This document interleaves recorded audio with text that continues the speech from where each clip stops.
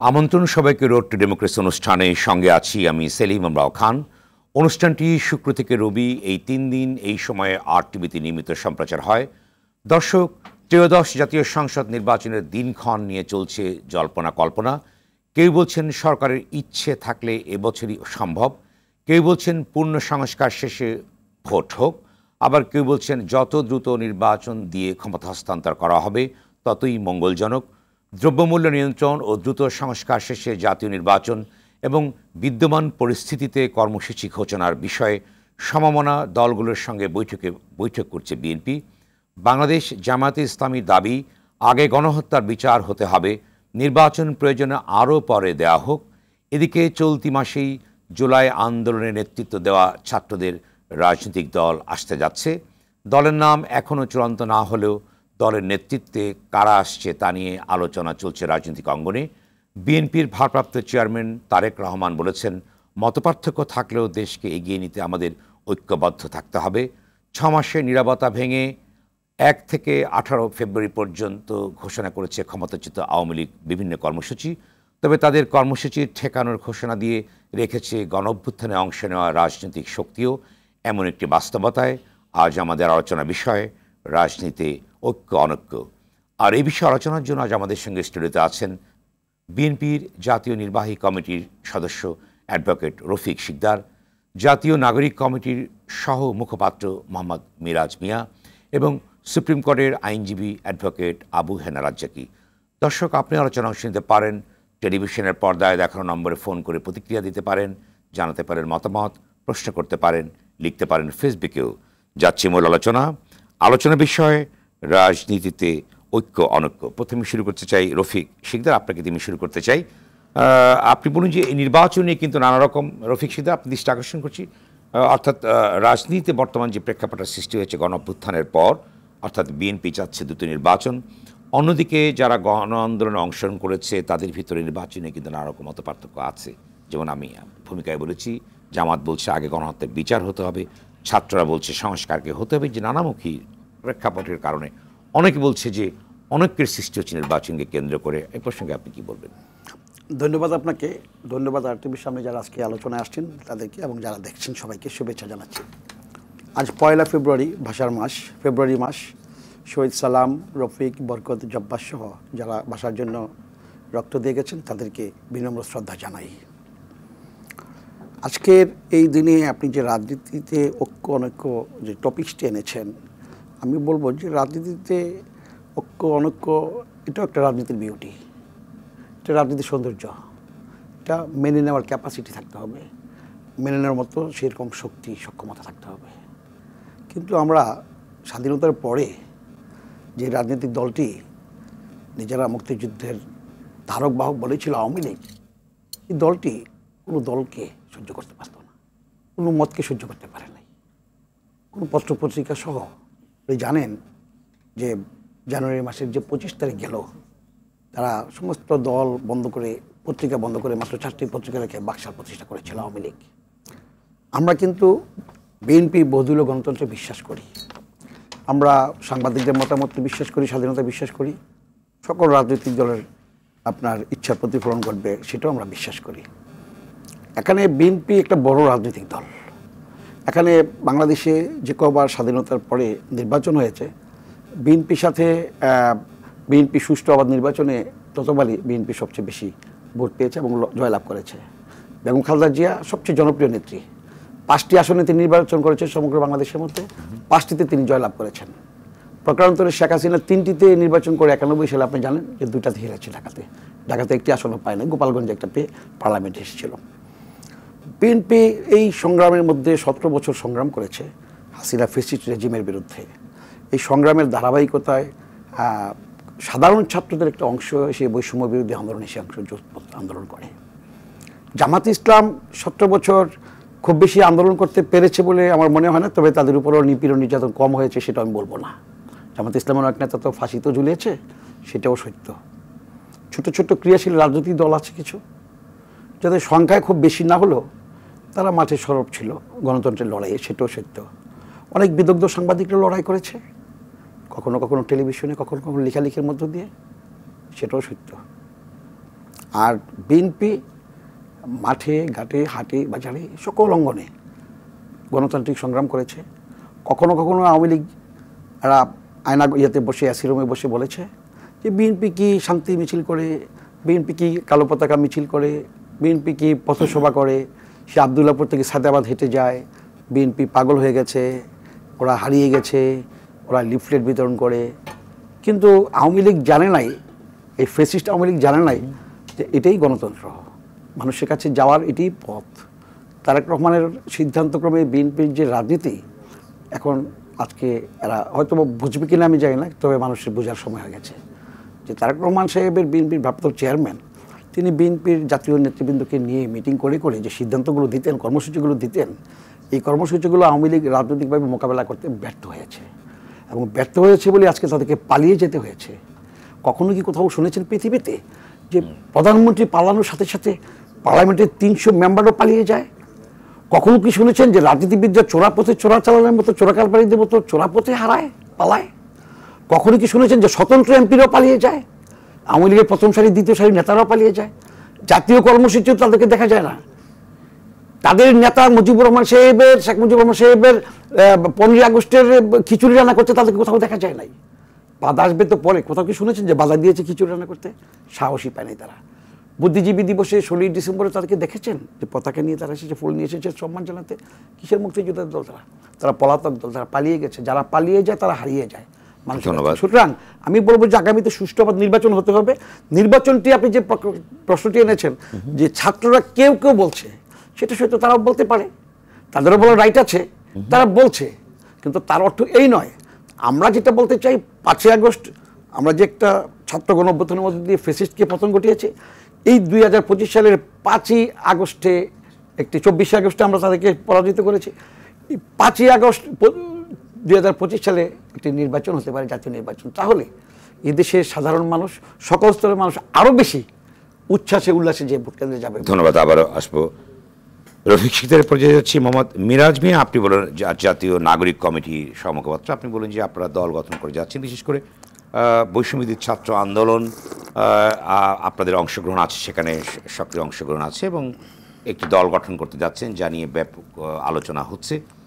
অন্যদিকে বিএনপির একজন নেতা বলেছেন যে ক্ষমতায় থেকে দল গঠন, অর্থাৎ তিনি বলতে চেয়েছেন যে যেটি ক্ষমতায় থেকে একটি দল গঠন করা যুক্তিযুক্ত না, এবং এক্ষেত্রে ইউনূস সাহেব যদি মনে করেন যে তার একটি দল গঠন করার দরকার, তাহলে তিনি সরকার থেকে সরে গিয়ে তারপরে দল গঠন করতে পারবেন। তাহলে আপনারা যে দলটা গঠন করছেন, এটি ক্ষমতার ছত্রছায়া কি করছেন আপনারা আপনাদের? জি, প্রথমত হচ্ছে আপনাকেও ধন্যবাদ একটি সুন্দর প্রশ্ন করার জন্য, যেহেতু এই প্রশ্নটি হচ্ছে বর্তমান বাংলাদেশের রাজনৈতিক প্রেক্ষাপটে অনেক বেশি রেলিভেন্ট, যে ছাত্রদের যে নতুন দলটি আসবে সেই দলটি আসলে সরকারের ছত্রছায়া হচ্ছে কিনা। প্রথম ব্যাপারটি হচ্ছে দেখেন, জাতীয় নাগরিক কমিটি এবং বৈষম্য বিরোধী ছাত্র আন্দোলনের নেতৃত্বে এবং হচ্ছে যারা এই গণ অভ্যুত্থানের শক্তি, এই জুলাইয়ের যে গণ অভ্যুত্থান, সবাইকে সম্মিলিতভাবে নিয়ে এটি একটি নতুন উদ্যোগ হবে, একটি নতুন রাজনৈতিক দল হবে। সেই লক্ষ্যে দেখেন এখানে সরকারের সাথে আমাদের তেমন কোনো কানেকশন নেই। এখন যেই প্রশ্নটি আসে সেটি হচ্ছে সরকারে ছাত্রদের 3 জন উপদেষ্টা আছে, সেক্ষেত্রে মনে করা হচ্ছে যে তাদের ছত্রছায়া একটি রাজনৈতিক দল হচ্ছে। ব্যাপারটা হচ্ছে যে সরকারে যেই 3 জন ছাত্র উপদেষ্টা আছে তারা জাতীয় নাগরিক কমিটিরও কোনো অংশ নয়, তারা বৈষম্য বিরোধী ছাত্র আন্দোলনের একটা অংশ হিসেবে, এই অভ্যুত্থানের একটা স্টেক হোল্ডার হিসেবে, একটা প্রতিনিধি হিসেবে তারা সরকারে আছে। দ্বিতীয়ত হচ্ছে তারা সরকারে থেকে এই নতুন রাজনৈতিক দলের যে আনুষঙ্গিক যে কার্যক্রম, জাতীয় নাগরিক কমিটি বলেন কিংবা হচ্ছে অন্যান্য যে আছে বলেন, আমরা কিন্তু আসলে কোনো ধরনের সাহায্য সহযোগিতা সরকার থেকে নিচ্ছি না। একটা রাজনৈতিক দল সেটা সরকারের ছত্রছায়ায় কখন হয় আপনি কিভাবে বুঝবেন? প্রথমত হচ্ছে ওই দলটাকে গঠন করার ক্ষেত্রে সরকার থেকে সরাসরি ফান্ড আসবে, সরকারি যে আমলাতান্ত্রিক রাষ্ট্রীয় যে প্রাতিষ্ঠানিক যে মেকানিজম আছে এই মেকানিজমকে তারা ডিরেক্টলি ব্যবহার করবে, কিংবা ওই মেকানিজম এই রাজনৈতিক দল গঠনে সরাসরি সম্পৃক্ত থাকবে। তখন আপনি বলতে পারবেন যে এটি রাষ্ট্রীয় মেকানিজমে এবং সরকারের ছত্রছায়ায় রাজনৈতিক দলটি হচ্ছে। এই যে নতুন যে রাজনৈতিক দলটি আসবে, এই ধরনের কি কোনো আলামত আপনারা দেখতে পাচ্ছেন যেখানে সরকার থেকে ফান্ডিং দেওয়া হচ্ছে, রাষ্ট্রীয় প্রতিষ্ঠানগুলোকে তারা ব্যবহার করছে, রাষ্ট্রীয় প্রতিষ্ঠান তাদেরকে সাহায্য সহযোগিতা করছে? সেটি কিন্তু হচ্ছে না। যেটি হচ্ছে, জাতীয় নাগরিক কমিটি আছে এখন পর্যন্ত আমি যতটুকু আপডেটেড যে 245টার উপরে আমাদের কমিটি গঠন হয়ে গেছে। আমরা আশা করছি যে আমাদের পেন্ডিংয়ে যে কমিটিগুলো আছে, যেগুলো আসলে এখন ভেরিফিকেশন পর্যায়ে আছে, আমরা খুব বিশ্বাস করি যে আগামী 10 থেকে 12 দিনের মধ্যে আমরা এই কমিটি 400 পর্যন্ত আমরা নিয়ে যেতে পারবো। তো এই কমিটি গঠন প্রক্রিয়ায় কিন্তু আমাদের সরকারি কোনো ফান্ড নেই, আমরা কোনো প্রতিষ্ঠান ব্যবহার করছি না, আমরা সরাসরি জনগণের কাছে যাচ্ছি। যারা গণ অভ্যুত্থানের যে আকাঙ্ক্ষা বা স্পিরিট আছে, যারা বাংলাদেশে একটা নতুন বাংলাদেশ বিনির্মাণ করতে চায়, তারাই আমাদের এই কমিটিতে আসছে বা আমরা তাদেরকে কমিটিতে নিচ্ছি। তো যে কারণে এই ব্যাপারটি একদম সম্পূর্ণ স্পষ্ট যে আসলে এই যে নতুন যে রাজনৈতিক দলটি হচ্ছে, এটি কোনো সরকারি ছত্রছায়া হচ্ছে না, যেটি আমরা বিগত বাংলাদেশে বিভিন্ন রাজনৈতিক দেখেছি। বাংলাদেশে এই ধরনের সিনারিও আছে, রাষ্ট্রীয় পুরো মেকানিজম ব্যবহার করে, রাষ্ট্রীয় প্রতিষ্ঠানগুলোকে ব্যবহার করে, রাষ্ট্র কাঠামোকে ব্যবহার করে, রাষ্ট্রীয় ক্ষমতায় থেকে বাংলাদেশে দল গঠন হয়েছে। সেই ধরনের সিনারি কিন্তু বর্তমান পরিস্থিতিতে নেই এবং করছি না। দ্বিতীয়ত হচ্ছে আমরা জনগণের ম্যান্ডেট নিয়ে সকলকে একতাবদ্ধ করি। ইউনুস কিন্তু একটা ইন্টারভিউতে বলেছেন যে ছাত্ররা যেহেতু রক্ত দিয়েছে, তাদের দল গঠন করার ব্যাপারে তিনি বলেছেন। তাহলে এই বিষয়টি কি? এই বিষয়টি হচ্ছে ব্যাখ্যা বর্তমান বাংলাদেশের পরিস্থিতিতে যে তরুণ যে একটা জনগোষ্ঠী রয়েছে, যাদেরকে আমরা জেনজি জেনারেশন বলছি, এই তরুণদেরকে আসলে তরুণরা কি চায়, তাদের যে চাওয়া, তাদের যে পাওয়া, তাদের আকাঙ্ক্ষা, তারা কেমন রাষ্ট্র ব্যবস্থা চায়, তরুণদের এই চাওয়া পাওয়াকে আসলে ট্রেডিশনাল যে পলিটিক্যাল পার্টিগুলো আছে বা আসলে আমাদের বাবার বয়সী যারা রাজনীতিবিদ আছেন, তাদের সাথে আসলে তরুণদের যে ভাষা, সেটা অনেকখানি একটা গ্যাপ রয়েছে, একটা আন্ডারস্ট্যান্ডিংয়ের একটা গ্যাপ রয়েছে। যে কারণে আসলে বাংলাদেশের বর্তমান বিদ্যমান পরিস্থিতিতে নতুন একটি রাজনৈতিক দল আসা এবং সেটি তরুণদের চাওয়া পাওয়াকে কেন্দ্র করে, এটি আসলে বর্তমান একটা আসলে রাজনীতির একটা এটি একটি বর্তমান ডিমান্ড। সেই ডিমান্ড থেকে আর কিন্তু নতুন রাজনৈতিক দলটি হচ্ছে। এখন এই প্ল্যাটফর্মটি যখন একটি নতুন রাজনৈতিক দল হয়, সেই দলটি আপনার সবার জন্য ওপেন থাকে, উইন্ডোগুলো ওপেন থাকে। এখন কেউ যদি সিভিল সোসাইটি থেকে যদি রাজনৈতিক দলে আসতে চায়, সে আসতে পারে। কেউ যদি পলিটিক্যাল অন্য পার্টি থেকে সে আসতে থাকে, ওই পার্টি থেকে পদত্যাগ করে সে আসতে পারে। কেউ যদি সরকারে আগে থেকে থাকে বা রাষ্ট্রীয় কোনো প্রতিষ্ঠানে থাকে, সে যদি মনে করে সে ওই দলে যোগ দেবে, তাহলে সে তার স্ব জায়গা ছেড়ে সেখানে আসতে হবে। এখন সরকার থেকে যদি কেউ এই নতুন রাজনৈতিক দলে আসতে চায়, তাকে অবশ্যই সরকার থেকে পদত্যাগ করে আসতে হবে, এটি আমাদের দাবি। তো যে কারণে আমরা বলছি যে এই নতুন যে রাজনৈতিক দল, এটি একটি নিউ ইনিশিয়েটিভ। এই ক্ষেত্রে রাষ্ট্রীয় কোনো মেকানিজম যেমন ব্যবহার হচ্ছে না। মিরাজিকে বলুন যে আপনি বলেছেন যে তরুণদের যে ভাষা, যারা বয়োবৃদ্ধ তাদের সঙ্গে পার্থক্য আছে, চিন্তা চেতনা ধ্যান ধারণার পার্থক্য আছে। আপনার নতুন একটি আঙ্গিক সৃষ্টি করতে চান, ফেনোমেনা সৃষ্টি করতে চান। আসলে নতুন কি কি বিষয় আছে আপনাদের? যে দেখেন, নতুন যে প্রথমত বিষয় যে একটা রাজনৈতিক দল, একটা রাষ্ট্রের মূল চালিকা শক্তি হচ্ছে একটা রাজনৈতিক দল যদি ভালো হয়, তাহলে ওই রাষ্ট্র কিন্তু অনেক বেশি উন্নত হয়। একটা দলের উপরই কিন্তু ডিপেন্ড করে। হয় একটা দল এই 5 বছর ক্ষমতা থাকে, পরবর্তী 5 বছর আরেকটা দল আসে। আপনার দলের যে ক্যারেক্টার, একটা কালেকটিভ যে বিহেভিয়ার, ওই বিহেভিয়ারের একটি প্রতিফলন ঘটে আপনার রাষ্ট্রের প্রত্যেকটা সেক্টরে। এখন বাংলাদেশের বিদ্যমান রাজনৈতিক দলগুলো দেখা গিয়েছে অধিকাংশ ক্ষেত্রে একটা ফ্যামিলি ডাইনামিজম বা পরিবারতন্ত্রকে একটা কাঠামো রয়েছে, যে ফ্যামিলি ডাইনেস্টি যেটা বলা হয়। সেখানে আসলে যে ইন্ট্রা পার্টির ডেমোক্রেসি যেটা নাই। তো তরুণদের ভাষা হচ্ছে তারা এমন একটা দল চায় যেখানে ইন্ট্রা পার্টি ডেমোক্রেসি থাকবে। একদম আমার একজন ওয়ার্ড লেভেলের যে কর্মী থাকবে, সে কর্মী একদিন বাংলাদেশের প্রেসিডেন্ট কিংবা প্রধানমন্ত্রী কিংবা মন্ত্রী হওয়ার যে স্বপ্নটা দেখতে পারে। এটা হচ্ছে ফার্স্ট প্রায়োরিটি। দ্বিতীয়ত, বাংলাদেশের রাজনৈতিক দলগুলোতে যে ফাইন্যান্সিয়াল যে ট্রান্সপারেন্সি, আপনার দলের ফান্ডিং কোথা থেকে আসে, এই ফান্ডিং কিভাবে খরচ হয়, রাজনীতিবিদদের আয়ের উৎস কি, এই ব্যাপারগুলো আসলে স্বচ্ছতা নেই। তরুণদের ভাষা হচ্ছে তারা এমন একটা স্বচ্ছতা ভিত্তিক, যেখানে ট্রান্সপারেন্সি থাকবে ফাইন্যান্সিয়াল ক্যাপাসিটি থেকে, সেখানে ইন্ট্রা পার্টি ডেমোক্রেসি থাকবে, দলের মধ্যে গণতন্ত্র চর্চা হবে। তারপরে হচ্ছে এখানে আসলে প্রবলেম বেসড যে রাজনীতিটা, পলিসি বেসড রাজনীতি। আমরা দেখেছি আমরা আসলে অনেক বেশি আদর্শ কেন্দ্রিক রাজনীতি করছি, যে কারণে আসলে বাংলাদেশে মানুষের যে সমস্যা, মানুষের যে একদম প্রবলেম, ওই প্রবলেম নিয়ে খুব বেশি আলোচনা করা হয় না। আমরা বিশ্বাস করি যে রাজনৈতিক দল হবে পলিসি বেসড, যে নতুন যে দল হবে তাদের ইকোনমিক পলিসি কি হবে, তাদের সাপ্লাই সাইড ইকোনমি হবে নাকি হচ্ছে আপনার ডিমান্ড সাইড ইকোনমি হবে। আমরা হচ্ছে পলিসি ভিত্তিক, যে কোন পলিসি আমাদের জন্য, এই রাষ্ট্রের মানুষের জন্য, সাধারণের জন্য ভালো হবে। আমাদের শিক্ষা পলিসি কি হবে, আমাদের প্রাইমারি এডুকেশন সেক্টরে আমাদের অবস্থা কি হবে, আমাদের পররাষ্ট্রনীতি কি নতজানু পররাষ্ট্রনীতি হবে নাকি আমাদের উইন উইন পররাষ্ট্রনীতি হবে। আমরা যেটা চাই, আমরা একটা পলিসি বেসড, মানুষের প্রবলেম বেসড, রাষ্ট্রের বর্তমানে যে প্রবলেমগুলো আছে, রাষ্ট্রে ব্যাপক হারে দুর্নীতি আছে, আমাদের এই দুর্নীতি আমরা কিভাবে রোধ করব, সে ব্যাপারে আমাদের স্পেসিফিক পলিসি থাকবে। রাষ্ট্রের হচ্ছে বর্তমানে বেকারত্বের হার অনেক বেশি। এই বেকারত্ব আমরা কিভাবে দূর করব, এই ব্যাপারে আমাদের স্পেসিফিক পলিসি থাকবে।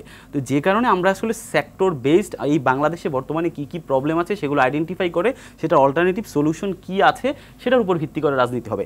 যে কারণে আজকে আপনাদের যে টপিকটি ছিল রাজনীতিতে ঐক্য এবং অনৈক্য, বর্তমানে দেখুন নির্বাচন কখন হবে এই ব্যাপারটি মোটামুটি একটি সেটেল। যদি রাজনৈতিক দলগুলোর মধ্যে ঐক্য থাকে তাহলে হচ্ছে আগামী বছরের জুনে নির্বাচন হবে, যদি এই ঐক্যটা না থাকে তাহলে এই বছরের শেষে নির্বাচন হবে। এই ব্যাপারটি এখন একটি মীমাংসিত ইস্যু। এখন ঐক্য অনৈক্যের ব্যাপারটা আসবে পলিসিগত কেন্দ্র করে, যে আমার শিক্ষা পলিসি আমি কি দিচ্ছি, অন্য রাজনৈতিক দল তার শিক্ষা পলিসি কি দিচ্ছে, দুইটার মধ্যে পার্থক্য কতটুকু, কেন আমারটা বেটার, ডিবেট হবে এটা নিয়ে, ঐক্য অনৈক্য হবে এটা নিয়ে। আমার অর্থনীতি পলিসি কি হবে, আমার বেকারত্ব হ্রাসের পলিসি কি হবে, আমার গার্মেন্টস সেক্টরে আমার পলিসি কি হবে, আমার পররাষ্ট্রনীতি পলিসি কি হবে, ডিবেট বা ঐক্য অনৈক্য হবে এগুলো নিয়ে। আমরা যেটা বিশ্বাস করি, তরুণরা যেটা চায় যে একটা মডার্ন ডেমোক্রেসি যেভাবে ফাংশন করে একটা রাষ্ট্রে, রাষ্ট্রের রাজনৈতিক দলগুলো ওইটার মধ্যে হবে। রাষ্ট্র রাজনৈতিক দলগুলোর মধ্যে কাদা ছোড়াছুরি না হয়ে এক পক্ষ কোনো একটা ফেলিউরের জন্য আরেক পক্ষের উপর দোষ না চাপিয়ে পলিসি হবে, রাষ্ট্র রাজনীতি হবে মানুষের যে সমস্যাকে কেন্দ্র করে এবং পলিসিকে কেন্দ্র করে। ধন্যবাদ, আবারও আসবো। জনাব আবু হেনা রাজ্যিকে আপনি বলেন যে দুটি কথা যেটা মিরাজ বলবার চেষ্টা করছেন, মোহাম্মদ মিরাজ, যে তাদের অর্থাৎ তরুণদের যে স্বপ্ন বা তাদের যে সম্ভাবনা কিংবা তাদের যে রাজনীতিতে যে প্রত্যাশা, সেটির দুটো কথা তিনি বলেছেন। যে একটি হচ্ছে ডাইনাস্টি রুলকে তারা ব্রেক করতে চান, উত্তরাধিকারের রাজনীতি। অন্যটি হচ্ছে রাজনৈতিক দলগুলোর যে ইন্ট্রা পার্টি ডেমোক্রেসি, যে অভ্যন্তরীণ গণতান্ত্রিক চর্চার কথা বিভিন্ন সময় বলা হয় থেকে দুটি তারা মনে করে অনুপস্থিত আছে। এই দুটো জিনিসকে তারা একটি বিরুদ্ধে অন্যটি তারা করতে চায়। এই ব্যাপারে আপনি যদি বলেন যে আসলে বিষয়টা কি। ধন্যবাদ আপনাকে, দুই সহ আলোচক এবং RTVর দর্শক শ্রোতা সবাইকে আমার সশ্রদ্ধ সালাম। যেই কথাগুলো আমি শুনলাম এতক্ষণ, যেমন ও কিছু কথা বলল, মানে তাদের ফিউচার প্ল্যান কি, এটা কিন্তু এই মুহূর্তে ইরিলেভেন্ট। কেন বলছি আমি এগুলো, আপনি এদের তো যাওয়ার প্রক্রিয়া নির্বাচন। এই যে দল যারা নতুন করবে বা তাদের ক্ষমতায় যাওয়ার পথটা কিন্তু নির্বাচন। তো নির্বাচনী তফসিল যখন আসবে তখন তারা ইশতেহার দেবে, তখন হবে সেই ডিবেট জাতিকে কে কী দিবে। কিন্তু আজকে যে ঐক্য অনৈক্যের ব্যাপারটা আসতেছে, এই সরকার অ্যাট প্রেজেন্ট যে গভর্নমেন্ট আছে তার জন্য তার পক্ষে একটা ঐক্যের দরকার। তার পক্ষে যে ঐক্যটা দরকার, সেখানে ঐক্যমত্ত হইতে হইলে আপনার লক্ষ্যটা ঠিক করতে হবে আগে। কার কি লক্ষ্য? আমার লক্ষ্য, আমি এখান থেকে গুলিস্তান যাব ফার্মগেট হয়ে। আরেকজনের লক্ষ্য যে গুলিস্তান আগে হয়ে তারপরে ফার্মগেট যাব। তাহলে তো লক্ষ্য এক হলো না। লক্ষ্যটা এক হয় কখন? আমি গুলিস্তান যাব, সে ফার্মগেট হয়ে যায় কিংবা টিকাটলি হয়ে যায় কিংবা অন্য একটা এলাকা হয়ে যায়, সবার লক্ষ্য যে আমি গুলিস্তান যাব এইটা হয়, তখন আপনি বলতে পারেন ঐক্য। ঐক্যটা নাই। আমি ঐক্যটা যে নাই সেটা বলছি। আপনার প্রধান উপদেষ্টা স্টেটমেন্ট যদি দেখেন, নুরুল কবিরের সাথে কিছুদিন আগে একটা ইন্টারভিউ দিয়েছেন উনি বলছেন যে রাজনীতিবিদরা যখন এসে আমার সাথে বসেন তখন তারা আমার সাথে ঐক্যমত্য বলেন, কিন্তু যখন এখান থেকে চলে যান তারপরে যার যার পৃথক স্ট্যান্ড আমরা দেখি। এখন আপনি বলেন কতগুলো স্পষ্ট, যেটা আপনি শুরুতে যে কথাগুলো বলছেন, আপনি নিজে কি বলছেন? জামাত ইসলাম বলতেছে সময় দেওয়া হবে, বিচার হতে হবে, কিন্তু বিচার হতে হবে। তাহলে আর আমি যদি বলি যে না আগে নির্বাচন হবে, তাহলে তো ঐক্য হলো না। বিষয়টা তো পরিষ্কার। আবার ছাত্ররা বলছে বৈষম্য বিরোধী বলেন কিংবা নাগরিক ঐক্য তাদের কথা বলেন, তারাও বলে আগে সংস্কার, তারপরে বিচার, তারপরে নির্বাচন। এখন প্রশ্ন হচ্ছে, সবচেয়ে ইন্টারেস্টিং ব্যাপার, সবচেয়ে বড় ঐক্যটা যেটা খুবই জরুরি, সেটা হলো আপনার প্রশাসনিক ঐক্য। প্রশাসনিক ঐক্যটা কি? প্রশাসন হলো অলওয়েজ ডিফ অ্যান্ড ডাম্প, বধির এবং বোবা। কেন? রাষ্ট্রীয় পলিসি তোমাকে ডাইরেকশন দিবে, তুমি কাজ করবে, এটা হলো নর্মাল। আর যদি কোনো ডাইরেকশন না আসে, প্রশাসনের কতগুলা ডাইরেকশন দেয়া আছে, তুমি কি করতে পারো কি করতে পারো না। প্রশাসন ঘরে বসে থাকার কোনো রাইট নাই, মানে স্বতঃস্ফূর্ত একটা ফাংশন আছে। সেটা আমি দায়িত্ব নিয়ে বলছি, হয় না। যদি বলেন প্রমাণ কি, আপনি বাইরে যদি শীত পড়ে আপনি হাঁটলে টের পাবেন। এটা কি বলা লাগবে যে ভাই আমার শীত পড়ছে? আপনাকে আবহাওয়া বলে দিবে যে আপনি শীত পড়ছে। সুতরাং আমাকে ওই আবহাওয়া বলে দিচ্ছে this government is absolutely non cooperated by the administration. এখন আসেন আমার আরেকটা ঐক্য যদি বলি, ইউনূস সাহেবের দায়িত্ব দিছি আমি জনগণ বলবো। কেন জনগণ বলবো? শুধু যারা রাজনৈতিক দল করেন তারাও জনগণের অংশ। সব জনগণই রাজনীতি করেন না, কিন্তু সব রাজনীতিবিদরাই জনগণ, এতে কোনো সন্দেহ নাই। সুতরাং আমি জনগণ দিয়েই বলবো, জনগণের এক অংশ চায় বিচার হোক আগে, তারপরে নির্বাচন। আর এক অংশ বলতেছে নির্বাচন চাই। পাশাপাশি বলা হচ্ছে বাংলাদেশের দুইটা সরকারের পরিচয় পাইছি আমরা এবার। একটা হইল অনির্বাচিত সাংবিধানিক সরকার, আর একটা হলো নির্বাচিত সাংবিধানিক সরকার। অনির্বাচিত সাংবিধানিক সরকারকে ইউনূস সাহেব, কারণ তাকে সাংবিধানিক সরকার বলা হচ্ছে। কেন বলা হচ্ছে? যেহেতু সে সংবিধান মোতাবেক সে আসছে। আর আরেকটা হলো নির্বাচিত সাংবিধানিক সরকার, যেটা 2014 থেকে নাই, তার আগে ছিল নির্বাচিত সাংবিধানিক সরকার। এখন প্রশাসনের যে কোঅপারেশনটা আমি পাচ্ছি না। যদি আজকে নির্বাচিত সরকার যে ওত নিবে, সেও কিন্তু ওত নিয়ে কি বলে, ওত নেওয়ার পর যখন জাতির উদ্দেশ্যে ভাষণ দেয় যে আপনারা আমাদেরকে ভোট দিচ্ছেন, আমরা পাশ করেছি, কিন্তু আপনারা জনগণ এবং প্রশাসন আপনারা যদি আমাদেরকে কোঅপারেট করেন তাহলে আমরা সুন্দরভাবে কাজ করতে পারবো এবং আপনাদের সহযোগিতা আমরা চাই। তার মানে কি, আপনি নির্বাচিত হন কিংবা অনির্বাচিত হন, প্রশাসনের সহযোগিতা ম্যান্ডেটরি। এখন আমি একদিকে সংস্কার করব, একদিকে দেশ জাতির দাবি দেওয়া, আনসারের দাবি, শিক্ষার্থীদের দাবি, তারপরে মহার্ঘবতার দাবি, তারপরে মাস্টার রোলে যা তাদেরকে পার্মানেন্ট করতে হবে সেই দাবি, সেগুলো আমি করব। প্রশাসন নামতেছে না। জনগণের তো একটা বিরাট অংশ যারা নির্বাচন চায় কি চায় না পক্ষে, তারা তো কেউ নেমে বলে নাই তোমরা কেন প্রশাসন সহযোগিতা করতেছো না। কারণ আপনি নির্বাচিত হইলে এদের সহযোগিতা লাগবে। আপনি এমন না যে নির্বাচিত হওয়ার পর আপনি তখন আপনি একটা রাইট নিতে পারেন আমি নির্বাচিত, সুতরাং আপনি নির্বাচিত হওয়ার পর আপনার অ্যাক্টিভিটিসের কারণে জনগণ ডিভিশন হয়ে যেতে পারে। তখন জনগণ যদি আপনাকে নন কোঅপারেট করে, প্রশাসন যদি নন কোঅপারেট করে, কী করবেন? আপনি নির্বাচিত বলে কি হাসিনার মতো স্ট্রিম রোলার চালাবেন? এটা হাসিনার পক্ষে সম্ভব, আর কারো পক্ষে সম্ভব না। সুতরাং আমি মনে করি ঐক্যের একটা জায়গা, সেখানে ইউনূস সাহেবকে যদি আপনি কাজ করতেন, ইউনূস সাহেব আমাকে ভাত মাছ দেয় না, কেউ আমাকে ভাত মাছ দেয় না, আমি একটা নিরপেক্ষ কথা বলতেছি। আমি জানি ইয়েতে কমেন্টে গালি আসতে পারে, পক্ষে বিপক্ষে আসবে, কিন্তু আমরা কি কেউ বলছি? আমরা একদিকে বলি আপনি সংস্কার করতে পারবেন না, এতটা পারবেন না, নির্বাচিত সরকার করবে, তো তাই হয়। দাবি দেওয়া যারা করে তাকে একবার বলছেন উনি তো অনির্বাচিত সরকার, আপনারা কেন তার কাছে দাবি দেওয়া করেন? জাস্ট গেট লস্ট, আপনার বাসায় চলে যান, নির্বাচন হওয়ার পর নির্বাচিত সরকারের কাছে দাবি দেওয়াটা নিয়ে আসবেন। সেটা কি কেউ বলেছে? সুতরাং non cooperated, this government is absolutely non cooperated by the people, জনতা। আমি আগেও বলছি, আমি জনতা দিয়ে বলছি, জনতা, জনতার ভিতরে আমি ভাগ করে দিলাম তো। রাজনীতিবিদ আছে, সব আছে, আমি কোন রাজনৈতিক দলের নাম বলবো? কালকে সকালে গালি খাবো? জনগণেরই তো অংশ। তা যে জনগণের অংশ যারা আজকে প্রতিবাদ করে না, প্রশাসন কেন মাঠে নামছে না? এই সরকারকে যদি কাজ করতে না দাও, সে রুটিন কাজ করবে, তাকে পিসফুলি থাকতে দাও, সে নির্বাচন করে চলে যাবে। আপনি তো তাকে পিসফুলি থাকতে দিচ্ছেন না। কারা দিচ্ছে না? জনগণ, জনগণ, জনগণের অংশ।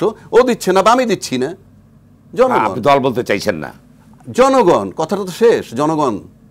বুঝে নেন আপনি, ভেরি সিম্পল। আপনি যদি সেই সুযোগটা তাকে না দেন, আপনি পরে ক্লেম করবেন কিভাবে? কিভাবে আপনি তার কাছে এই দাবি দেওয়াটা করতেছেন? এক নম্বর। দুই নম্বর হচ্ছে তরুণরা, তাদের পক্ষে তরুণরা এদের একটা কথা বলছে, এদেরকে কিংস পার্টি বলা হচ্ছে।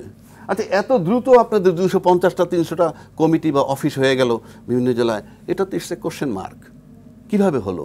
অনেক পুরনো দল আছে যারা দল ছোট কিন্তু দীর্ঘদিন রাজনীতি করে, তারা পারলো না, আপনারা পারছেন কেমনে? এটাও প্রশ্ন। দুই, আপনি আসেন যে তরুণ সমাজ বলতেছেন আমার সংবিধান তো 25 বছর অ্যাপ্রুভ করে রাখছে বহু আগে থেকে। তরুণ বলতে তো 25, 26 কথার কথা বলছি। তো তরুণ তো আমার পার্লামেন্টের এই সংবিধানে অ্যাপ্রুভ করাই আছে। Why don't you go for election? আপনি তো আরও আগে যেতে পারতেন। আমি এটা কথার কথা বলছি। 3 নম্বর আসেন আপনি, এই কি বলে উপদেষ্টা 3 জন, উপদেষ্টা 3 জন কিংস পার্টির লোক কিনা এটা প্রমাণ করার জন্য শুধু পদত্যাগ করা নয়, ওনারা যদি পদত্যাগ করে ঘরে বসে থাকেন তাহলে ধরে নিতে পারি আমরা যে তারা পার্টি করতেছে না বা উপদেষ্টা ছিল অনিরা। কিন্তু উপদেষ্টা পদ ছেড়ে দিয়ে যদি ওই পার্টিটায় যোগ দেয় তাহলে ধরে নেওয়া হবে যে আপনারা ইনফ্লুয়েন্স করতেছিলেন। এটা ভেরি সিম্পল কোশ্চেন। তো আমার কাছে মনে হয়, আমি ব্যক্তিগতভাবে বলবো না যে পার্টি করা অপরাধ, কিন্তু আমরা এদেরকে অনেক তুচ্ছ তাচ্ছিল্য করে কথা বলি। আমি একদম নিরপেক্ষভাবে বলতেছি, 25 বছর যখন সংবিধান অ্যাপ্রুভ দেয়, আর তুচ্ছতাচ্ছিল্য আমি কেন করব? আমি একজন লয়ার, আমি যখন কোর্টে যাই মামলা করতে, আমার উল্টা দিকে যদি ব্যারিস্টার আমিরুল ইসলাম থাকে কিংবা ডক্টর কামাল হোসেন থাকে, তার আমি শ্রদ্ধা দেখায় চলে আসবো যে সরি, ওনার বিরুদ্ধে আমি দাঁড়াইতে পারবো না? No, in that case I am a lawyer. Outside court আমি সালাম দিব, প্রয়োজনে পা ধরে কদমবুসি করব।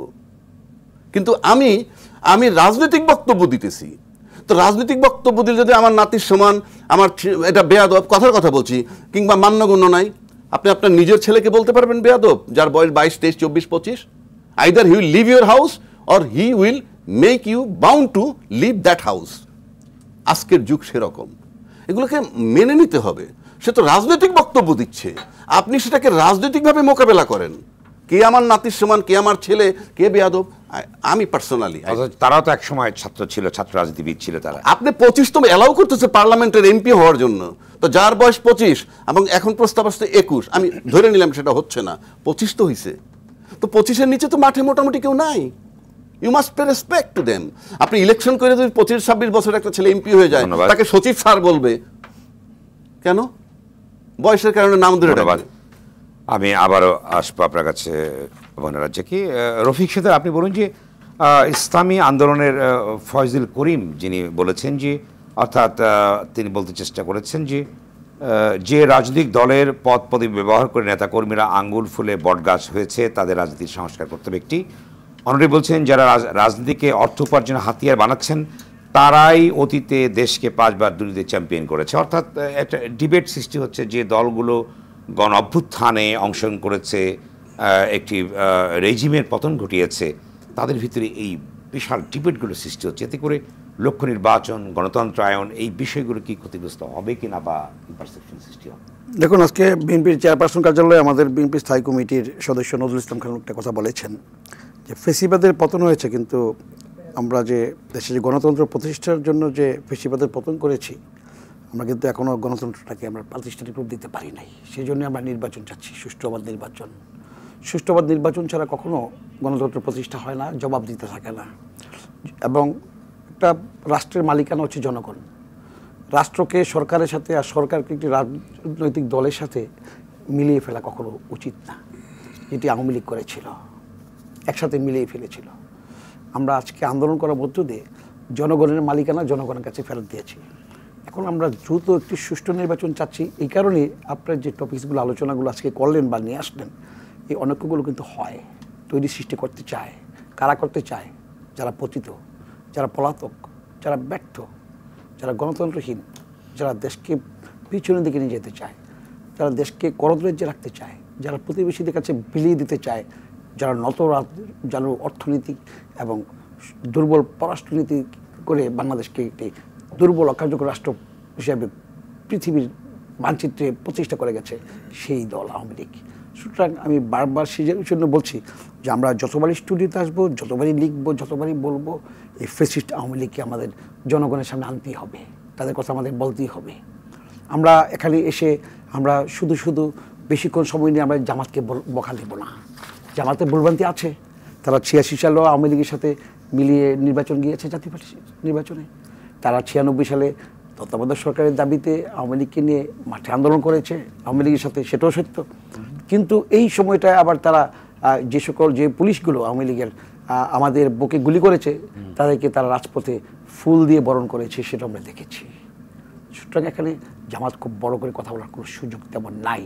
তারপর একটি ক্রিয়াশীল রাজনৈতিক দল, তারা যদি তাদের অতীতের ভুলভ্রান্তি ভুলে সুন্দর রাজনীতি করে, সুশৃঙ্খল একটি রাজনৈতিক দল বটে, আমরা মনে করি যে তারা এগিয়ে যাক। আর বৈষম্য বিরোধী ছাত্র যারা আছে, তাদেরও রাজনীতি করার অধিকার আছে, তারা তো রাজনীতি করছে, রাজনৈতিক দল গঠন করার অধিকারও আছে।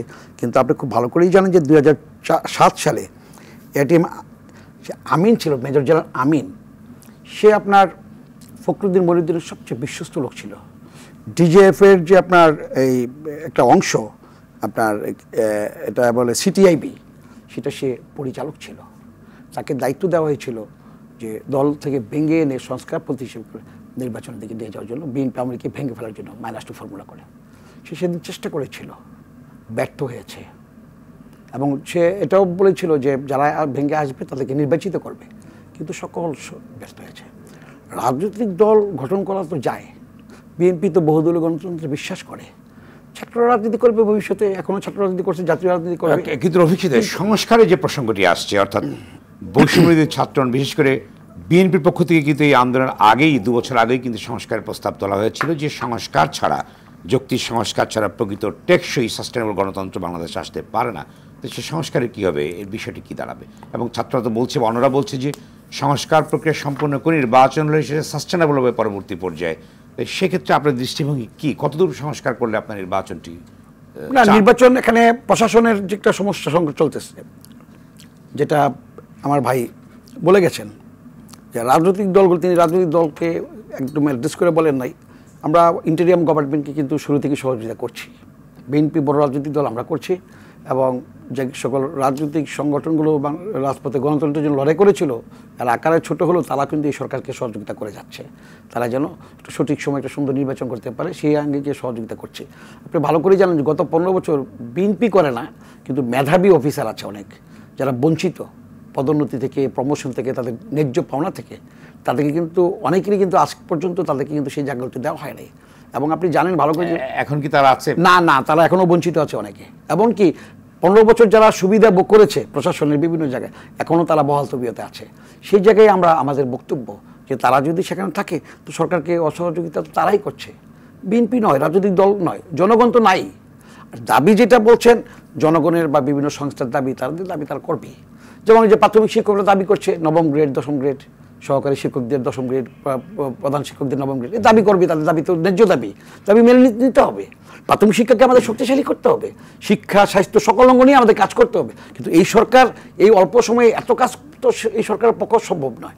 যেগুলো সম্ভব সেগুলো মানবে, আর না মানলে নির্বাচন করে দিতে পারে। 31 দফায় তো আমাদের স্পষ্ট বলা আছে, দ্বিকক্ষ পার্লামেন্ট আছে, প্রেসিডেন্টের সাথে প্রধানমন্ত্রীর ক্ষমতার ভারসাম্যের কথা বলা আছে, একবার দুবারের বেশি প্রধানমন্ত্রী হতে পারবে না সেটা বলা আছে, এবং সকল কথাগুলো আজকে যেগুলো কথাগুলো আসছে সকল দাবিগুলো কিন্তু আছে। নারীর ক্ষমতায়নের কথা বলা আছে এই 31 দফার 24-এর অংশে। সুতরাং এখানে সব আছে, তো সুষ্ঠুবাদ নির্বাচনের কথা বলা আছে, সুশাসনের কথা বলা আছে, এবং বিচার বিভাগ স্বাধীনতা। আপনারা চাচ্ছেন যে 31 দফার ভেতর দিয়েই সংস্কার করে নির্বাচন? না, 31 দফা আমরা তো নির্বাচন হলে আমাদের এই দফাগুলো তো আমাদের জনগণের কাছে আমরা কমিটমেন্ট, আমরা তো 31 দফার সমগ্র বাংলাদেশে আমরা কিন্তু বলছি। এখন যে সংস্কার কমিশনগুলো যে সংস্কার প্রস্তাবনা দিচ্ছে সেগুলো কি হবে?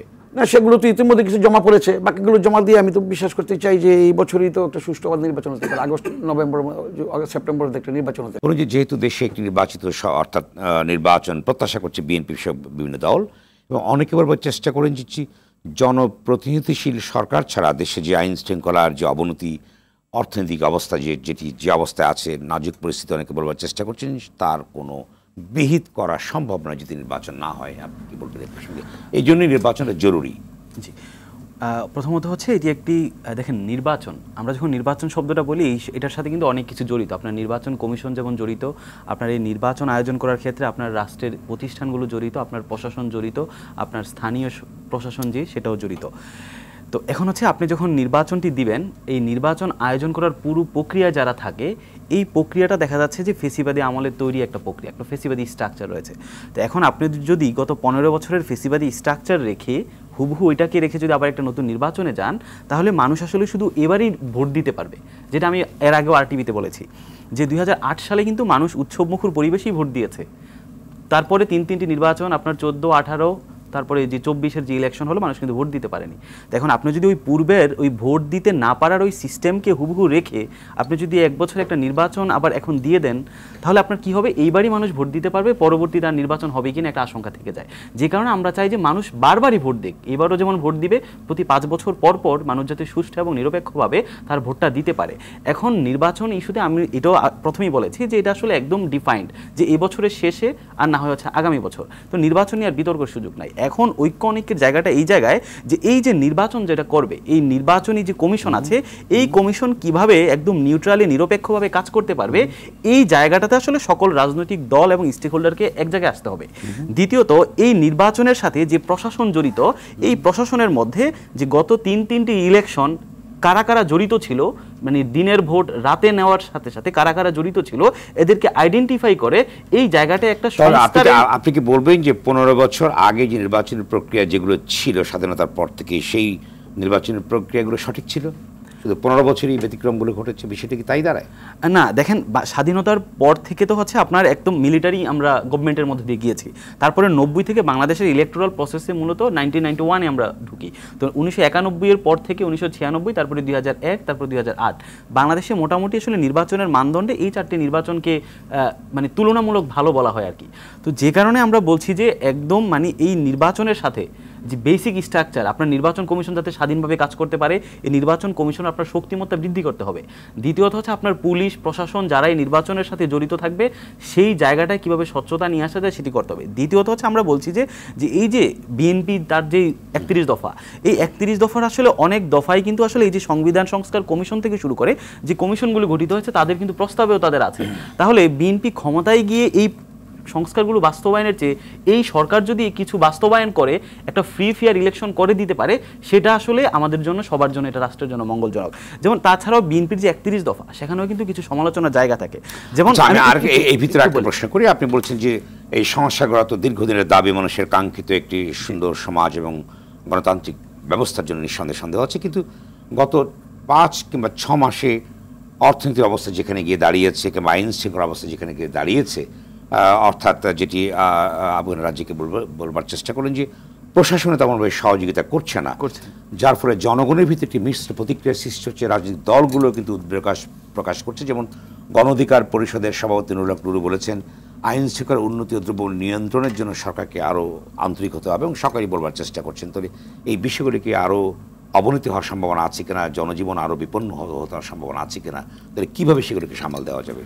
দেখেন, এই মানে একটা ফেসিবাদী স্ট্রাকচার থেকে একটা রাষ্ট্রের রেজিম যখন পরিবর্তন হয়, একটা গণ অভ্যুত্থানের পরে একটা রাষ্ট্র স্থিতিশীল হতে, একটা স্টেবল জায়গায় আসতে অ্যাটলিস্ট 2 থেকে 3 বছর সময় লাগে। আপনি যদি আগামীকাল নির্বাচন দিয়ে একটা ইলেক্টেড গভর্নমেন্টের হাতে তুলে দিয়ে যান, তাদেরও স্টেবল হতে ফাংশনাল হতে পারছে না, 3 বছর রোল প্লে করতে পারছে না কেন? এই জায়গাটাতে আসলে আমাদের আপনাদের কি দুর্বলতা বা বর্তমান সরকারের দুর্বলতা আছে? এখানে বর্তমান সরকারের তো দুর্বলতা আছে, পাশাপাশি এখানে একটা অনৈক্য আছে, বিভিন্ন রাজনৈতিক দলগুলোর অসহযোগিতা আছে।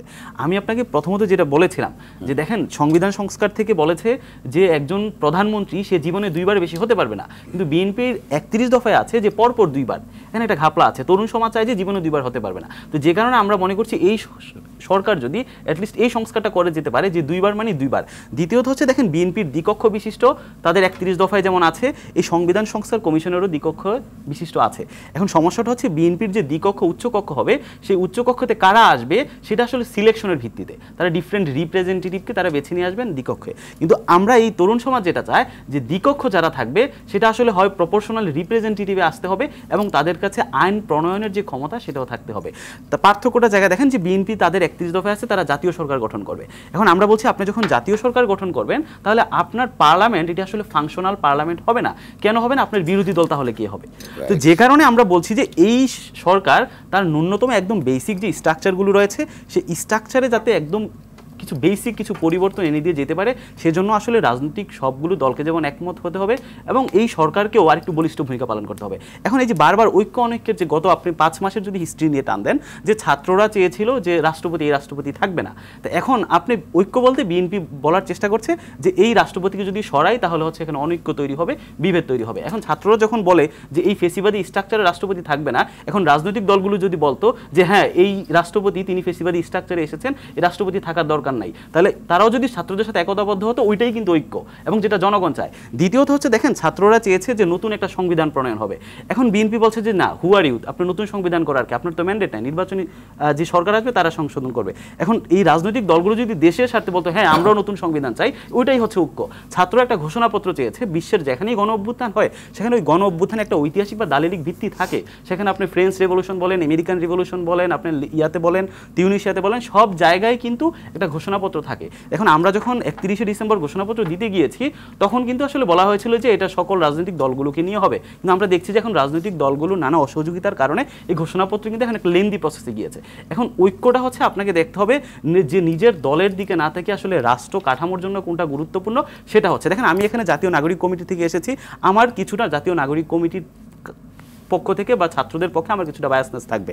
এখানে হচ্ছে আমাদের রফিক ভাই তিনি বিএনপি থেকে এসেছেন, তার বিএনপির প্রতি কিছুটা বায়াসনেস থাকবে। এখানে হচ্ছে ধরেন রাজ্জাকি ভাই একজন নিরপেক্ষ জায়গা থেকে এসেছেন।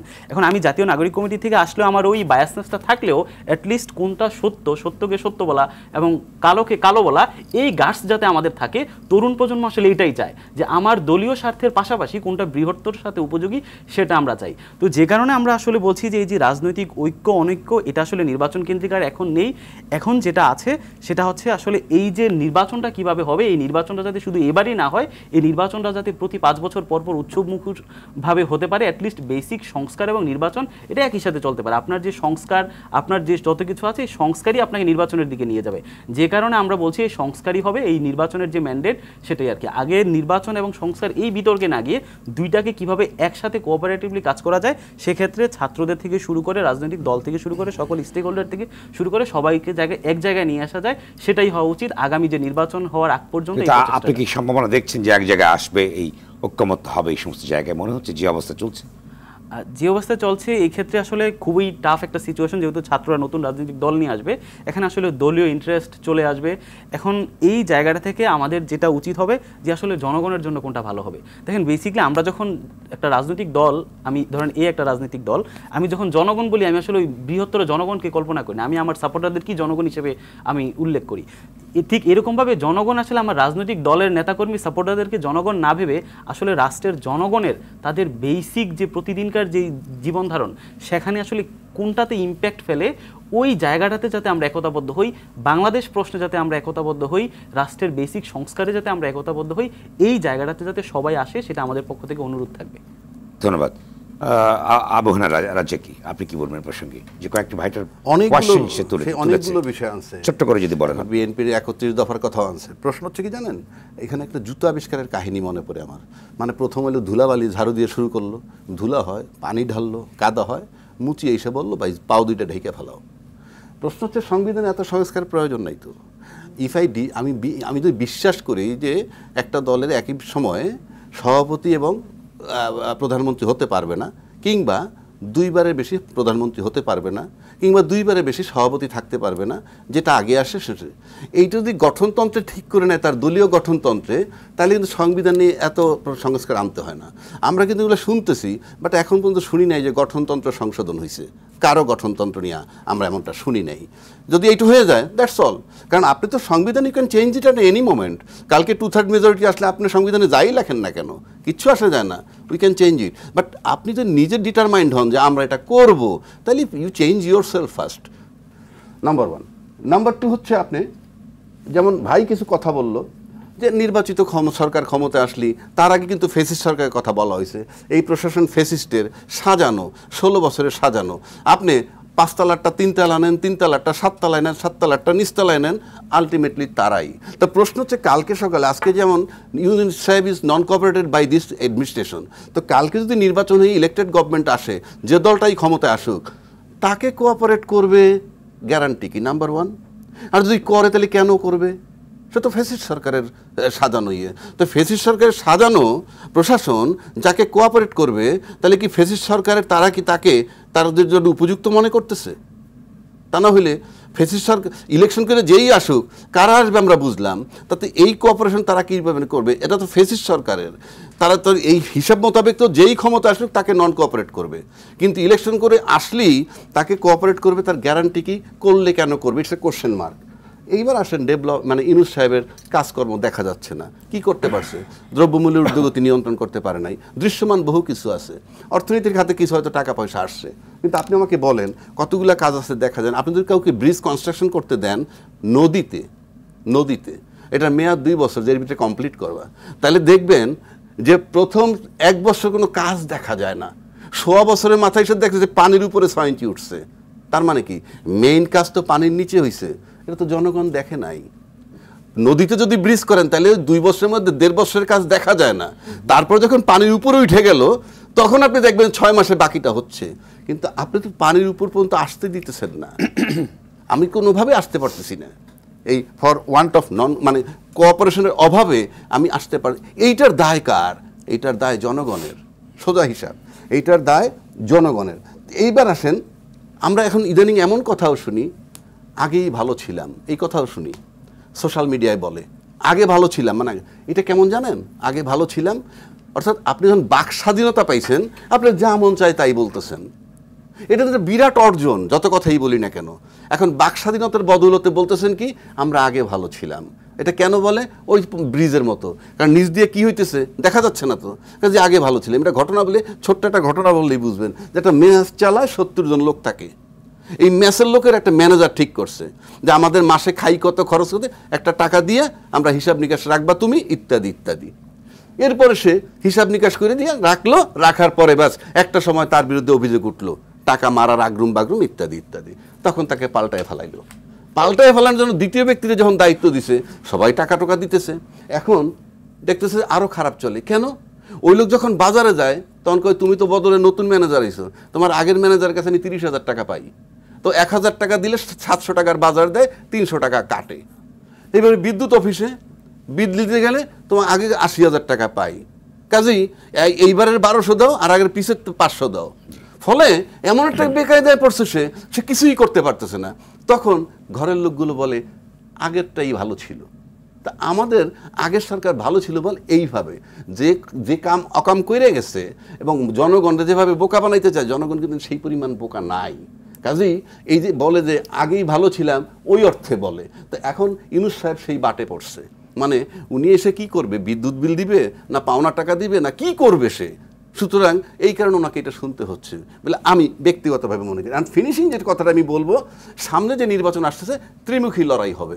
যারা নির্বাচন আগে চায় আর যারা নির্বাচন ওই সংস্কারের পরে চায়, কিংবা যারা লম্বা সময় দিতে চায়, নতুন দল আসবে, সব নিয়ে ত্রিমুখী লড়াই। বিশ্রী কোনো অবস্থা যদি হয় আপনি নিশ্চিত থাকতে পারেন নির্বাচন হবে না। তৃতীয় একটা ঘটনা আবার ঘটলে নির্বাচন আবার ইনশাআল্লাহ তাআলা 1.5-2 বছর পিছিয়ে যাবে। তখন বুঝবেন রাজনীতিবিদরা আমসালা দুটোই গেল। এখন দেশের জনগণের সিদ্ধান্ত নিতে হবে কি, ইউনূস সরকার যদি মনে করে তারা দেশের জন্য মঙ্গলজনক, ইউনূস সাহেব কালকে সকাল নির্বাচন না দিয়ে গেলে কি হবে, দিয়ে গেলে কি হবে, ইউনূস সাহেব থাকলে মঙ্গলজনক কিনা যদি ভাবে তাহলে জনগণ সাপোর্ট করুক, আর যদি মনে করে না ইউনূস সাহেব গেলে ভালো হবে উল্টাটা করুক, ভেরি সিম্পল। আর সবশেষে যে কথাটা বলবো, যত আইন আপনি করেন, law can put a brake on crime, it can't change the attitude of man.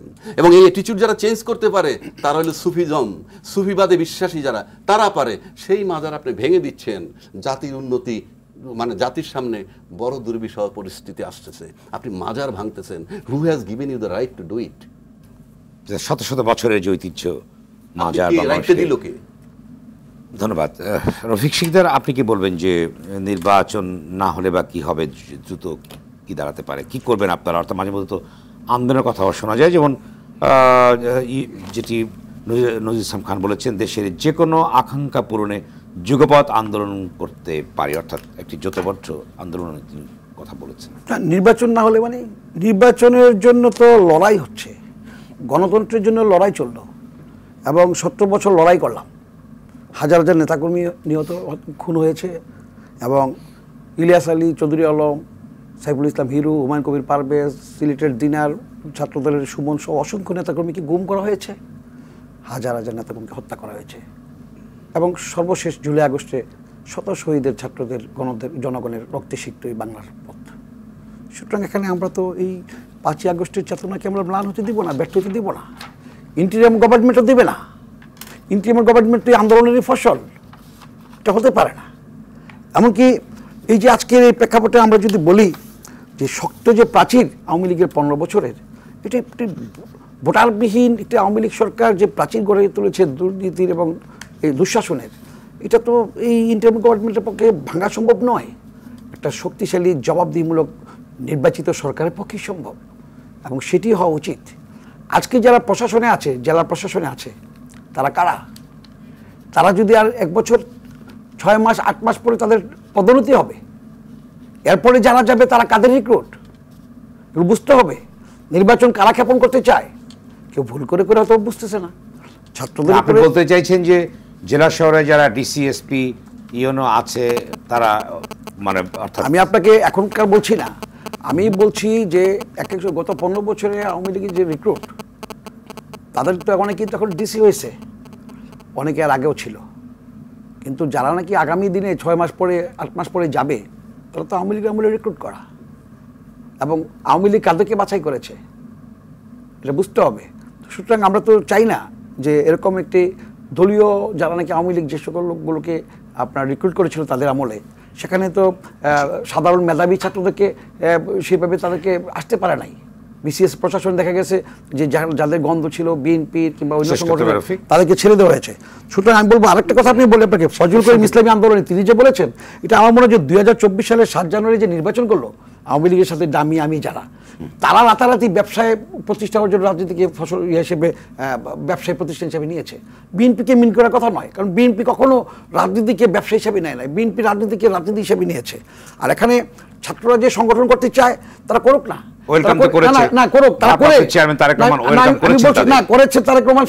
আমিও আজকে বলতেছি তারা করুক, তারা বিএনপি সংগঠন করুক, তারা যুব সংগঠন করুক, তারা ছাত্র সংগঠন করুক, কৃষক সংগঠন করুক, শ্রমিক সংগঠন করে দেখুক, তারা রাজনীতি অঙ্গনে আসুক, এসে তারা কম্পিটিশন করুক, এটা তো গণতন্ত্রের বিউটি। কিন্তু আমার কথা হলো যে তারা কম্পিটিশন করতে এসে তারা যেন আবার যে হোঁচট না খায়, কারণ আমাদের কিন্তু চিন্তা ভাবনা ভিন্ন। আমাদের চিন্তা ভাবনা আগামী দিনে আমি এক বিশ্বাস করি আগামী দিনে আমরা নির্বাচন করে সময় দিতে পারবো না, আগামী দিনে নির্বাচন করে বৈষম্য আন্দোলনে যারা ছিল তারাও ইচ্ছা করলে আগামী দিনে আমাদের সরকার একসাথে কাজ করতে পারে, জনগণ যদি আমাদের ভোট দেয়। শেষ বক্তব্য দিন আপনাদের রাজনৈতিক দল আসছে এবং সংক্ষেপে বক্তৃতা। আমাদের রাজনৈতিক দল আসলে এই ফেব্রুয়ারির মধ্যে আসার কথা, তো যে কারণে আমরা বিশ্বাস করি যে ফেব্রুয়ারির মধ্যে আমরা নিয়ে আসতে পারবো ইনশাআল্লাহ। মানে একটা চমক আসবে, নতুন ধরনের একটা চমক, যারা আসলে তরুণদের ভাষাটা বুঝবে, যারা তরুণ সমাজকে কানেক্ট করতে পারবে, এই নতুন বাংলাদেশ কেমন হবে যেটার একটা রূপকল্প তারা ভীষণ তারা দেখাতে পারবে। আশা করি নতুন এই রাজনৈতিক দল বাংলাদেশ একটা হোপ দেখাতে পারবে এবং সেটা বাস্তবায়ন করেই এই তরুণরা মাঠ ছাড়বে। ধন্যবাদ আপনার তিনজনকে আলোচনা শোনাবার জন্য। দর্শক, রোড টু ডেমোক্রেসি আজ এখানে শেষ করছি। সঙ্গে থাকবার জন্য ধন্যবাদ সবাইকে।